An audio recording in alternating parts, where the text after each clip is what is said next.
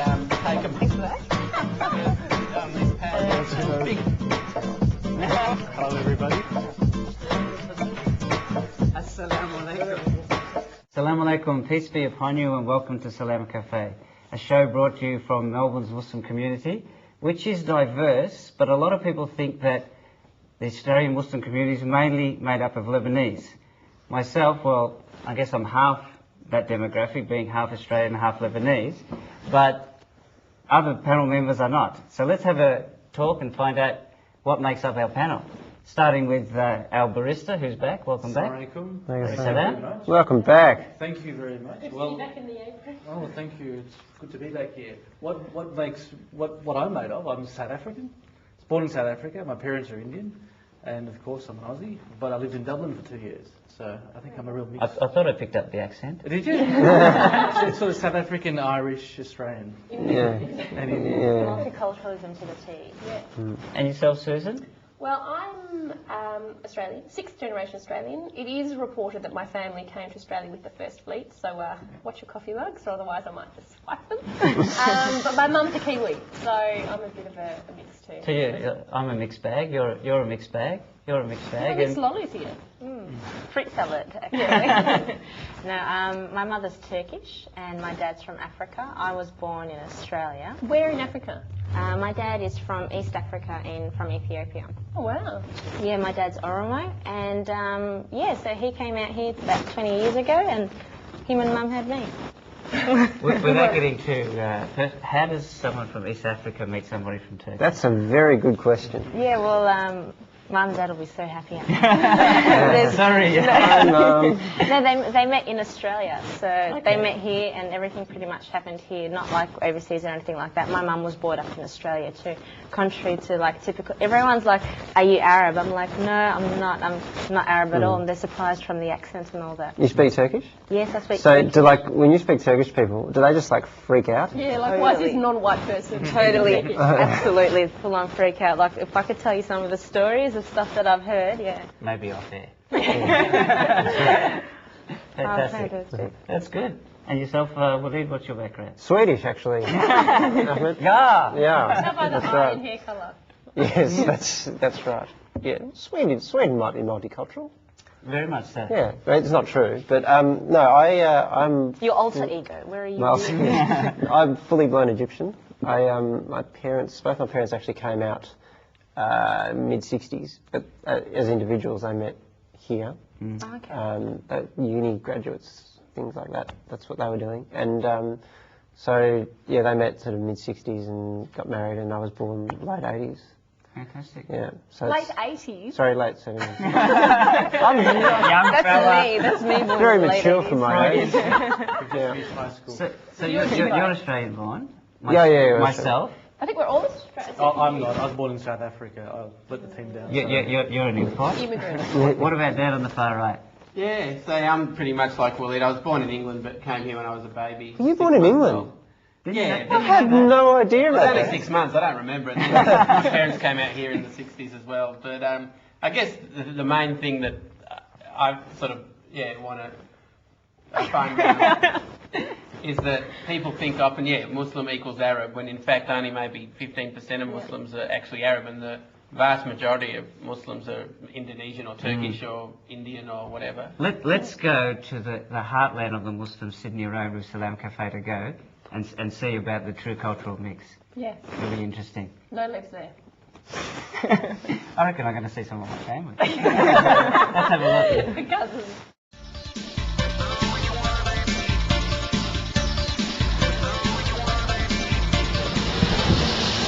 Assalamualaikum, I'm here with brother Nazim and I'm Verity and we're here on Sydney Road. We're going to ask some people a couple of questions. What do you think we're going to ask them? I don't know why they're out on Sydney Road when it's such a cold day, but, you know, whoever's out at this time and in this weather must be interesting. So let's get to it. Let's go. Question, do you know what halal means? Hello, I don't know much. You don't know? All right. Okay, and what's your favourite restaurant? Favourite restaurant along Sydney Road? Well, I prefer the cheapest ones actually. They all taste the same to me. Do you know what halal means? Hello? I can ask you guys a quick couple of questions. I guess not. Nice red sock things. If you could ask him any question, what question would you ask him? When's Ramadan Day?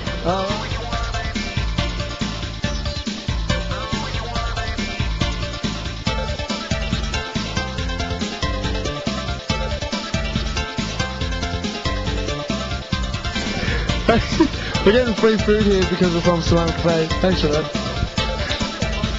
Verity, if you want. Let's go inside. First ever live, not really live, recorded entry into the kitchen of Bauhaus Pastry. What's this one called? Fingers. Okay. Not human fingers, pastry fingers. What's your name? Bashir, but no English. What was your name, brother? Mahmoud. Mahmoud, and what are you making? Semolina, the cream, and anything. So you all Lebanese? Yes. Oh, excellent. I'm Sri Lankan. Can I work here as well? I have to be Lebanese. How old are you? 18. 18, are you married? Nah, man, I'm getting engaged soon. Oh, he's getting engaged. Bad luck, everyone. Yeah, what's your name, brother? Mohammed. Mohammed, what nationality are you? Lebanese. Lebanese. And what do you have for your traditional Lebanese breakfast? Breakfast, cornflakes, cheese. What's else? Tea, toast. Okay. So is that a Lebanese breakfast or? Yes. Sydney Road is good. Sydney Road is happy. Just wondering if I could just apply for a loan that I don't have to pay back. Is that alright or? Yeah, able to do. Ahmed, what are you doing here? My house is the same with you. What are you doing here? Shouldn't you be like getting something ready for Salam Cafe? Mate, I can't believe I come to work and you guys track me down. Well, we were actually just coming here to get some free money because we went to Bauhaus Pastry before and they gave us some free pastry. We were just wondering if we can come down here and get a free loan. Did you bring some pastry for us? No, but we'll just go get you some. What like having for breakfast? What I feel I can feel good eating. What do you want? Excuse me, can I ask you a couple of questions? Alright, see you later. Can I ask you a question? Please, let us ask you a question. What does halal mean to you? Blessed meat, is it? Let's got a couple of things over here just to ask him a couple of questions. What nationality are you guys? Oh yeah, I can tell by the colour of your skin. Alright, we're just here at Arabi's hairstylist on Sydney Road in Brunswick. We're still on Sydney Road. Yeah, Lebanese as well? Yeah, Lebanese. And what's your favourite food? Prawns. Prawns? Prawns and kirkan. Prawns. Just one question. Relax. What's your name? Rami. Rami, you've got a little bit of something just there. And when did you open up your business? What is it? When did you open up your business? It wasn't my business. I'm the customer. Okay. Alright. Okay. Well, I guess he's not the big boss. Salam Cafe! Mercy. Now, Susan, no. That was so not representative of all, Lebanese taking over Melbourne. No, that is so not it. My parents have told me since, I was a kid, that it's the Turks who have ruled Melbourne. And statistically, it's true because the majority of Muslims are Turkish in Melbourne. I'm not sure it's true. Do Turks eat cornflakes for breakfast? Yeah, come on. See, I never knew that I was eating such a cultural breakfast. You guys have tea, that's Turkish. I think Salam Cafe should go to Broadmeadows next. That's Send them up to Fordgate. But seriously, there is no way Sydney Road is that Lebanese though. No. It's incredible. I think they were very selective. Yeah, I think so. We'll have a word to the credit guys. Yeah. I think we need to go to the break. Something has to be done. It's gone very quick. I was quite happy. I actually knew about 50% of the guys. One guy looked a lot like you. It was actually me. Yeah. We'll be back after the break. Welcome back to Salam Cafe. We have a great guest with us today, and what I'd like to do is actually hand over to Asad Ansari, because I know he's really looking forward to having a chat with Yasmin. Thanks, Alpha. I'm really excited today, actually, because we've got a human rights lawyer on the show. Yasmin's actually worked for the United Nations and worked at The Hague, which most lawyers will say, wow. Can we hear a wow from the lid, please? Wow! We'll either give a wow, and we're really excited about it. So, Yasmin, welcome to the show. Thank you very much. Thank you. Good to have you. Good to be here. So how does a girl from Adelaide get to The Hague? Yes. Well, basically, I studied law, and it's been my passion ever since I was young. Human rights is my main passion, and I just applied through the website on the UN website. I always knew I wanted to work for the UN in some capacity, and I thought it would be really good to go and work prosecuting war criminals in The Hague. So yeah. Oh yeah, just cheering. Yeah, it was kind of cheering, you know. Nothing to do on a Sunday. Say, hey, Milosevic, come on. Can you tell us what is The Hague? Okay, The Hague is actually a city in Holland, and it's the capital of Holland. And basically, you have the International Criminal Court's being set up there now. You have the Peace Palace,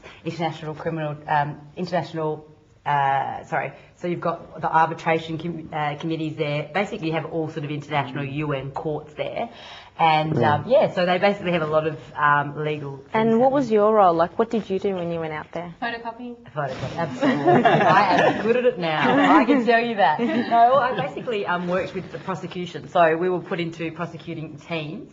And and we were the particular team that I was in. We were prosecuting someone who bombed Dubrovnik in Croatia, and so I was just working on the trial team. We were in trial at the time I was there, so I was there for 6 months. And who were some of the people that we at home might know? Like, who were people that? Well, Milosevic was on trial. I've heard of him. Yeah, he was sort of sitting there chilling. So that was going on while you were working there? Yeah, that was there while I was there. Was that like the biggest profile case that ever come through the doors? Well, these tribunals in Rwanda and in for the former Yugoslavia, they were both set up ad hoc. So basically, they're just set up for the particular purpose for that conflict. So what you have there is, Milosevic was definitely the biggest fish for them to get, and it's a big problem for. And did you sit on the Milosevic trials? Yeah, I did. I sat and watched the trials, and it's amazing because you hear so much about this person, they become like an image in your head, and then their reality, they're sitting there. And how was it when you saw him? Was he like just a normal person when you looked at him? Yeah. I imagine from what we see in the media, we're really concerned about someone like that. Yeah, no, absolutely. And I think the hardest thing for me to grapple with was the idea that I spoke to, quite a few guards while I was there, and they were telling me they were the ones that accompanied him from his cell every day to the courtroom. And they were saying in actual fact he's actually, on a personal level, quite a nice guy. And it sort of really jolts you because... so incongruous. Yeah, and you want to think of these people as completely demonist. Yeah. But in the same respect, they're a human being and their grandkids love them and visit them in jail. Yeah. Exactly. But on the other aspect, they are the masterminds of what is absolute incredible atrocities. So. And then, sorry, I was going to ask you a silly question, but how do you get a job at The Hague? Basically, you have to apply. It depends where you want to work there, because there's quite a few. There's NGOs, non-government organisations that work there, and then there's the UN, and there are so there's quite a few organisations there. Pretty big stuff. Yeah, and so you just have a lot of international things happening. If you want to work for the UN, basically you can go onto their website, and they have jobs going on their website. Were there many other Muslims working there? There was one other there was about 3 or 4 other Muslims that I met while I was there. There was a couple of Pakistani guys who were police, who were detectives. Wow. Over there. Were lovely, lovely guys. And I was working on the same floor as them, so we got along really well. And there was another lady who was also wearing the headscarf, and she was an investigator too. Speaking of the headscarf, I mean, I've got a friend who was a lawyer, Muslim lawyer here, and she sort of came to the conclusion that it would be very difficult to find a legal job in Australia wearing the headscarf. I mean, you had to go to Holland. Now that you're back here, I mean, you've got good credentials, you've been at The Hague, but do you find it's a bit difficult to crack the legal profession here because Australia is it's not very much used to Muslim people? As a hijabi? Yeah, that's a really good question, actually. I can understand why it's a concern for people, because there is definitely a stereotype in society, I think everywhere, and about different people, and Muslims and Muslim women have a stereotype that attaches to them. But luckily, I've actually been really, really amazingly lucky. I am actually working at the moment as an associate to a judge in the Supreme Court of South Australia. Fantastic. And now I can...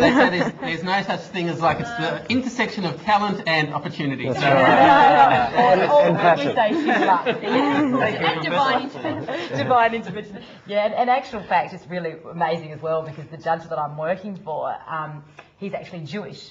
So everyone really quite laughs actually when we come into court together, because I sit in front and he sits behind, and everyone's like, isn't that the Jewish judge? And a Muslim girl with a hijab? What's going on? That's awesome. That's really good. Yeah, and it's great. I mean, he and I, have so much in common, and we do intercultural things outside and interfaith things outside as well. But it's just, I mean, the great thing about it is, as he said to me, he said, you're a good person for the job, and I'm someone who is interested in having you, and we get along really well, so it's great. Oh, that's true. That's awesome. One thing that wasn't mentioned, much to my chagrin so far, is that you also did legal work, or you worked for the UN in East Timor. Yeah, Is that right? correct. Yeah. Now, You've been everywhere. No. yeah, Not really. I surely didn't make Melbourne's it a bit sound like- boring for you now. But like, what? Well, not Melbourne, Adelaide. Well, yeah. I just didn't want to offend the Adelaideans. But Yeah. what was that? I mean, that must have been incredible. I think it was the most incredible thing about being in East Timor was the fact that you were actually in the country with the people that had the conflict, you know. And for example, when you're in The Hague, in Holland, in Europe, you're quite far away from the Balkans and where the war in the former Yugoslavia happened. Yeah. So you're removed. You're removed from it, and you feel that. And I went and travelled around the former Yugoslavia after, and for about 2 weeks, and met the people, and you really do feel this sense of sort of disjunct between the people and what's happening in The Hague, because they don't really know, and it's not something that I think they feel like they own. Whereas in East Timor, it's in Dili, which is the capital of East Timor, Timor-Leste. Did it hit home? Did it really hit home when you saw it actually happen there in front of you, like in front of your eyes? You saw the aftermath of everything. Yeah, I think it was compared to like seeing on TV or on the news or whatever. Oh, I don't think you can ever really understand until you actually see, that reality in front of you, in your face. Like every day in East Timor, we'd be walking past the buildings where the Indonesian militia had slaughtered these East Timorese pro-independence, and so you just feel like you go past Bishop Bello's house where, you know, hundreds of people were macheted to death, and you know that, and you get that sense of reality, and you meet these Timorese people who are lovely, amazing, open, forgiving. They're like, look, we have nothing against Indonesian people, we just want to get on with our lives. And you get this sense of humbleness, of the smallness of you in your own life. So what sort of work did you actually do while you were there? In East Timor, I was working on an indictment.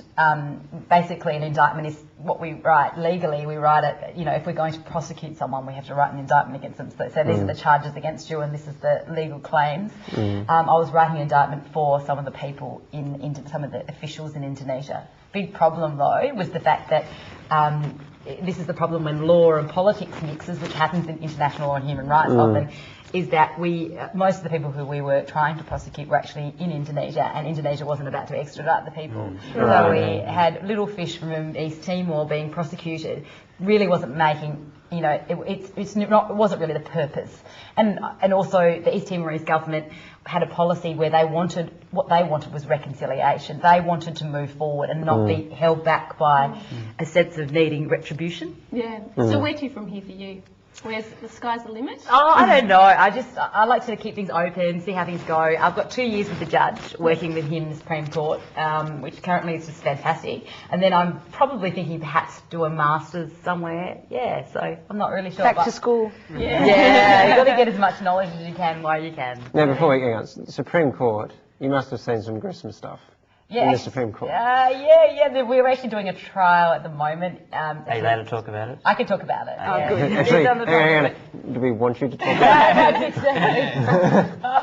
No, I mean, it's actually quite funny. I was chatting before we came on camera, and I was just saying that it's quite interesting that you, having come back from hearing about these atrocities, and then you come back and you sort of see one murder, and it sort of impales you. Only one person. You're like, oh, right, okay. I've seen heaps, Well, I'm going to get murdered by the guys upstairs if we don't wrap this up. This has been absolutely fantastic. Awesome. Thank you. Thanks Very for quick coming. Good session, having you. very interesting, and I think we just touched the tip of the iceberg. Hope to see you again. Thank you very much, and come back and visit us Welcome on to Salam Melbourne. Cafe. Will do. On your phone. Thank you. We'll be back after this. Welcome back to Salam Cafe. That was a very interesting interview with Yasmin. She was sitting right next to me. It was good. Yasmin Ahmed. I'll never wash this hand again. Yasmin Ahmed, thank you very much for that. You rock. Yeah, I thought it was excellent, and the reason why I was very happy about that was because at the moment in Victoria, for Victorians, there's a human rights consultation, which I hope all our viewers get involved in. And they're thinking about putting into legislation, putting into law the protection of certain human rights recognised by international law, including the United Nations, for example, freedom of speech as an example. Isn't this stuff already in our law? No, it's not in our law. And so at the moment the Victorian government's taking consultation from the community, and we'll put some information on our website so our viewers can access that, and so that we can all participate in this very important function. And also, we don't have to go to The Hague to be involved in human rights. We can do it sitting in Melbourne. Well, speaking of freedom of speech, everybody's got freedom of speech to answer our questions on the website, which Susan's going to share with us right now. And we've got freedom of speech not to read them out. We actually got some really funny answers to the question. In case you don't remember, the question was, if you could have a shop on Sydney Road, what would you sell and what would you call it? Now, no one answered what would you call it. Don't know why.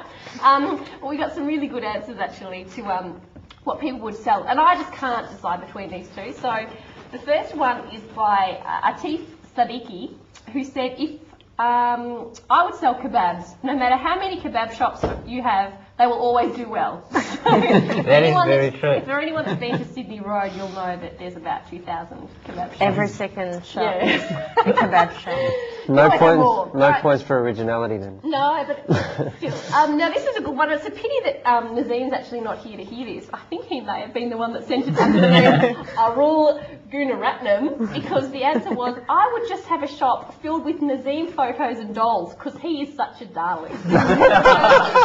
Thanks, Nazim. Mum. That's great. Now, it was actually really good. We got heaps of answers. It was lots of fun. So this week's question. Hang on, you've got to declare a winner. No fence sitting. You've got to come out and say... It can't be Nazim. I'm sorry, I'm casting my vote. All right, yeah, Atif, you win. You win our appreciation and long-standing respect. And little else. And with apparent bias. Yeah. Now, with the next, we're going to have another question now. You've got 2 weeks to answer this one as well. The question is, what is the best advice that your grandmother has ever given you? Now, the reason I'm suggesting this question, not just because it's always good to know wise words of grandmothers, but because I encourage you all to go to our fantastic website, sponsored by Swish Connect, salamcafe.com.au, because that's some of the profile questions some of these funky people have answered as well. So let's see if you can beat the words of wisdom that some of our grandmas have supplied. You've got 2 weeks to come up with the best answers. Send them in, and you too could have your answer and name read out on this show that gets up to 14,000 viewers. Just on the website, you mentioned way back a couple of weeks ago that it was new. It was New and improved. I finally got around to visiting it. That's actually, I shouldn't say that. I visit it every day. But twice on Sunday. I couldn't believe there's like you can download episodes. You can download Like, episodes. baby, we're international. I know. Like this is. We've got people in Spain watching us. Who watches now. us? Literally. It is all Remember happening last year we on got an Salam email Cafe. from Rome? Yeah. That could happen now. Legitimately. All over the world. So tell you, rallies overseas, tune in. US, Spain. Monday night, 9 o'clock, Saturdays, 5:30, repeated. Anytime Salam on the Cafe, net. If not, anytime on the net. Exactly. You can't get enough of Salam Cafe. That's right. We'll see you next week. Until then, Salam alaikum, peace be upon you. Salam alaikum.